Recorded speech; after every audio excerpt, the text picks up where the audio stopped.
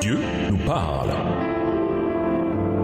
Chaque jour, Charles et Carole vous présentent la leçon de l'école du sabbat.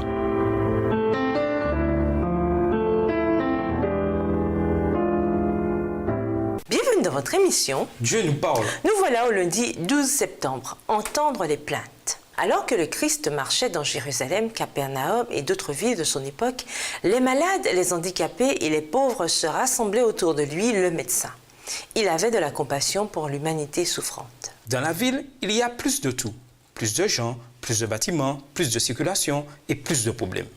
Tout cela représente un véritable défi pour les églises. Ceux qui partagent l'Évangile ne peuvent pas ignorer les besoins humains massifs qui les entourent en se concentrant sur le message, car faire cela discrédite le message. Si nos actes ne démontrent pas la compassion, la grâce et l'espérance dont nous parlons, alors nos paroles demeureront sans force. On les écoutera comme n'importe quel autre message perdu parmi toutes ces voix en compétition pour les oreilles des foules. Lisons Exode 2, les versets 23 à 25, Exode 6, le verset 5, Psaume 12, le verset 5, Romains 8, le verset 22 et Job 24, le verset 12.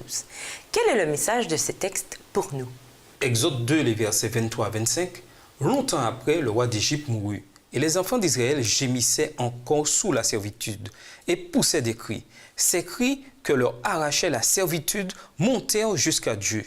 Dieu entendit leurs gémissements et se souvint de son alliance avec Abraham, Isaac et Jacob. Dieu regarda les enfants d'Israël et il en eut compassion. Exode 6, le verset 5. J'ai entendu les gémissements des enfants d'Israël que les Égyptiens tiennent dans la servitude et je me suis souvenu de mon alliance. Psaume 12, verset 5. Parce que les malheureux sont opprimés et que les pauvres gémissent. Maintenant, dit l'Éternel, je me lève, j'apporte le salut à ceux contre qui l'on souffle. Romains 8, le verset 22. Or, nous savons que jusqu'à ce jour, la création tout entière soupire et souffre les douleurs de l'enfantement. Job 24, verset 12. Dans les villes s'exhalent les soupirs des mourants. L'âme des blessés jette des cris, et Dieu ne prend pas garde à ses infamies.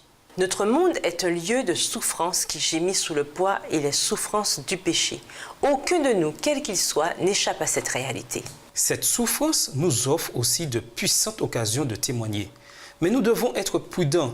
Dans la perception de l'Église qu'ont les gens de l'extérieur, il est important de comprendre la différence entre les programmes spéciaux et le service continuel pour combler les besoins existants. Dans l'esprit des habitants, il y a une différence entre une église qui distribue des repas une fois par an pendant les vacances et une église du genre de celle dont nous allons parler et qui opère dans une grande ville. Que fait cette église en question? Elle se réunit dans une maison de quartier ouverte tous les jours. Les gens peuvent y aller tous les matins et y prendre un petit déjeuner. Et ce n'est même pas une grande église. Elle compte environ 75 membres. Mais tous sont impliqués pour soulager les besoins de leurs voisins dans ce quartier urbain. C'est une grande œuvre qui demande de l'engagement et un sens du devoir envers les défavorisés. Imaginez l'impact sur les populations si toutes nos églises répondaient concrètement aux plaintes qui, sans aucun doute, montent de nos quartiers. Et nous vous laissons avec la question du jour. Si vous habitez en ville, le Seigneur vous a-t-il révélé le ministère qu'il désire vous voir accomplir pour lui?